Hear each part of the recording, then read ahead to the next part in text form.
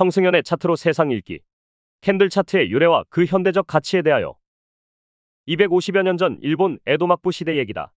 에도 근교의 절에 매일매일을 하늘만 바라보며 누워있는 친구가 있었다. 이름은 혼마 문에이사. 3년 전 미국 선물 시장에 투자했다 파산한 이후로 절간에 몸을 의탁하여 무의도식하고 있는 젊은이였다.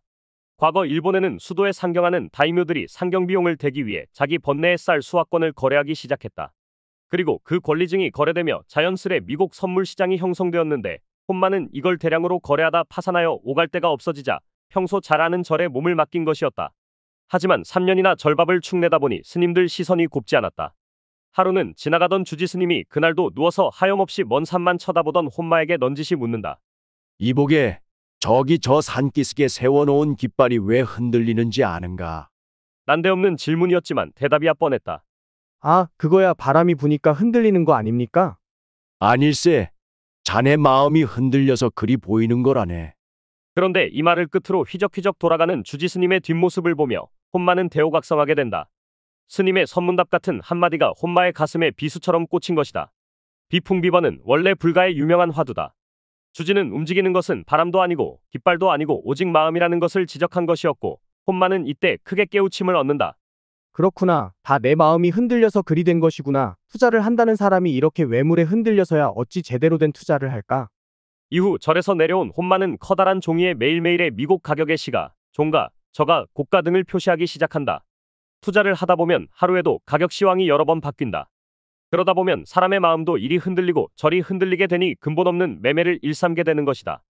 혼마는 흔들리는 자신의 마음을 잡기 위해 스스로 봉차트를 고안하였는데 하필 이 표식이 마치 양초처럼 생겼다 하여 후일 우리가 캔들 차트라 부르는 주식 차트의 효시가 되었다. 그러고 보니 요즘 우리가 HTS에서 일상으로 쓰고 있는 캔들 차트가 250여 년 전 산물이라니 참으로 놀라운 일이다. 매일매일 축적된 기록의 결과는 대단했다. 가격 데이터가 이미지로 시각화되자 전에는 보이지 않던 패턴이 보이고 추세가 보이기 시작했다.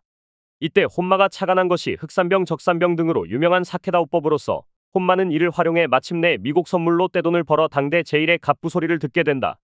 그의 거래하는 기술이 얼마나 신기막측했는지 사람들은 그를 가리켜 거래의 신이라 부르게 되었고 다음과 같은 노래가 널리 불러지기까지 했다 한다.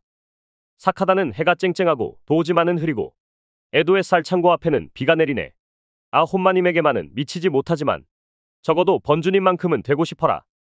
지금의 야마가타현 사카다 지역을 중심으로 불렸던 이 소교에서 지역의 최고 수장보다 더 위세 높고 숭상되던 혼마의 위상을 볼 수 있으니 이것이야말로 모두 혼마 스스로 고안한 캔들 차트의 위력이었다. 혼마가 고안해낸 캔들 차트는 이후 메이지 시대를 거쳐 일본 금융업 발전과 함께 근대 일본 전국으로 퍼져나갔고 100여 년 후 일본이 경제대국화되며 일본뿐만 아니라 한국을 위시한 아시아 전역 및 유럽 등 여러 나라의 투자 분석 수단으로 자리매김하게 된다.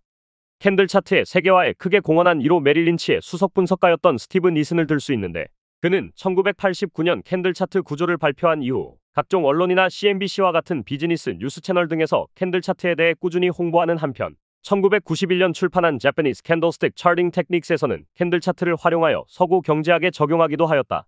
이런 그의 다방면에 걸친 활동으로 서구 세계의 캔들 차트 기법이 본격적으로 소개되었지만 아이러니하게도 세계 금융의 본진인 미국에서는 아직도 캔들 차트보다는 bar 차트라든지 선 차트가 더 많이 애용되고 있다.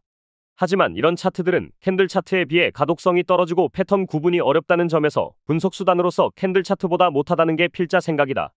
캔들 차트란 이처럼 당일의 시가, 종가, 고가 그리고 저가 등 4개의 가격 데이터를 시각화한 이미지라 할 수 있다. 그리고 시각화하고 구체화된 이미지를 활용한다는 점에서 차트의 진정한 효용 가치가 존재한다. 예를 들어 우리가 만약 이 가격 데이터들이 기록된 매일매일의 표를 본다 한들 그것으로부터 어떠한 유의미한 정보도 추론할 수 없을 것이다. 왜냐하면 단지 숫자들의 나열만을 보고서 특정 패턴이나 추세를 상상하는 것은 거의 불가능에 가깝기 때문이다. 반면 캔들 차트는 보자마자 현재 주가의 추이가 직관적으로 파악되며 하락 또는 상승 패턴 등의 관찰이 용이할 뿐 아니라 추세 파악이 바로 되기 때문에 우리 같은 일반 투자가들이 시세를 따라가는데 매우 간편하고 유용한 수단이 될 수 있다. 거듭 말하지만 주식 투자는 종목을 사는 것이 아니라 가격을 사는 것이다. 따라서 진입과 청산의 타이밍을 잡는 것이 그 무엇보다도 중요한데 이때 차트만큼 명확하고 직관적으로 그 자리를 제시하는 수단을 필자는 여태까지 보지 못했다. 또한 투자의 목적이 시세 차익에 있다 할 때 그 시세 차익을 극대화하기 위해선 추세를 따라잡을 수밖에 없는데 이 추세 또한 차트에서는 극명하게 드러난다. 예로부터 가격은 추세를 결정한다 하였다. 특정 종목의 매수세가 집중되면 주가를 밀어올리게 되어 상승 추세가 만들어지지만 반대로 매도세가 이어지면 매도가 매도를 불러 하락 추세가 만들어지게 된다. 그런데 이렇게 상승 추세나 하락 추세가 만들어지면 반드시 추세선이 만들어지게 되고 추세가 지속되는 한 결코 이를 깨지 않는 속성을 가진다. 따라서 만약 우리가 신뢰도 높은 추세선을 확보하고 있다면 추세가 현재 상방인지 하방인지를 실시간으로 알아볼 수 있을 뿐만 아니라 지금 현재 추세의 지속 여부도 바로 구분이 가능하다. 대부분의 투자자들이 상승장에서도 제대로 돈을 못 버는 이유는 추세가 여전한데도 불구하고 작은 수익에 집착했기 때문이며 하락장에서 빠르게 빠져나오지 못한 것 역시 상승 추세가 깨진 것을 인지하지 못해서이다. 결국 이는 모두 추세를 모르기 때문에 벌어진 참극이다. 백문이 불여일견이라 했다. 그렇다면 최근 반도체 업황 회복과 맞물려 주가가 급등한 SK하이닉스 차트를 예로 들어보도록 하자. SK하이닉스는 삼성전자와 더불어 대한민국 반도체를 대표하는 회사다. 하지만 지금까지는 삼성전자의 위세에 눌려 2인자 자리에 만족해야만 했다. 그런데 최근 고대역폭 메모리 반도체 부문에서 삼성전자가 주춤하는 틈을 타 상대적으로 SK하이닉스의 실적 약진이 두드러졌다. 하지만 이런저간의 사정이 알려지고 일반 투자자들이 인지하기 시작한 것은 최근의 일로 주가는 이미 벌써 헐헐 날아간 뒤였다. 기관 투자가들에 비해 정보력이 취약한 일반 투자자들이 갖는 한계만 여실히 드러난 셈이다. 반면 차트상에서 SK하이닉스의 진입 시점은 매우 선제적으로 파악이 가능했다. 2022년 반도체 실적 악화로 주가가 지속적으로 내렸지만 2023년 상반기를 기점으로 조금씩 회복세로 돌아서자 차트 역시 바닥을 다지며 전형적인 상승 패턴인 삼중바닥형 패턴을 만들기 시작한다. 그리고 2023년 5월 하락 추세선을 뚫고 본격적으로 상승 날개를 펼쳤는데 그때가 절호의 매수 시점이 되었다. 필자는 이후부터 지속적으로 SK하이닉스의 매수를 외쳤는데 주가는 지난 1년간 엄청난 상승을 기록하며 단 한 번도 상승 추세선을 깨지 않았다. 차트로 보자면 청산 신호는 아직 발생하지 않았으며 상승 추세 또한 여전히 살아있음을 확인할 수 있다. 만약 위 차트상의 매수 시점에서 진입하여 지금까지 보유하고 있다면 1년 만에 100% 이상의 수익이 가능했을 것이다. 그런데 이 과정에서 굳이 SK하이닉스의 기업 분석을 할 필요가 없다. 또한 따로 반도체 업종 관련해서 공부할 필요도 없다. 단지 선 몇 개만 그으면 진입자리가 보이고 청산자리 역시 마찬가지다. 매우 직관적이고 실제적이다는 면에서 차트 분석의 가성비는 이처럼 독보적이다. 물론 어떤 이들은 이에 의문을 제기하기도 한다. 차트 분석의 정확성이 어느 특정 종목에만 국한되는 경우가 많아 보편적 타당성을 갖기가 어렵고 개인의 분석 능력에 따라 자의적 해석의 스펙트럼 또한 지나치게 넓다는 것이다. 필자 역시 이 점 어느 정도 동의한다. 캔들 차트 분석이 무슨 정가의 보도마냥 주식 투자에 있어 유일한 수단도 아닐 뿐더러 상당한 수준의 숙련 과정이 담보되어야만 제 실력을 발휘할 수 있는 것임을 알기 때문이다. 그럼에도 주식 차트는 이제 우리 일반 투자가에게 있어 결코 간과해서는 안 되는 매우 중요한 수단이 된 지 오래고 향후에도 그 중요성이 더욱 강조될 것 또한 믿어 의심치 않는다. 당신이 지도 없이 산을 오를 순 있지만 지도가 있다면 보다 수월할 것이다. 당신이 내비게이션 없이 차를 운전할 수 있지만 역시 없는 것보단 있는 것이 훨씬 편하다. 차트도 마찬가지다. 당신이 주식 투자를 함에 있어 물론 차트 없이도 투자할 수 있다. 그러나 차트의 도움을 받는다면 상당히 쉽고 편하게 투자할 수 있음을 부정할 수는 없을 것이다.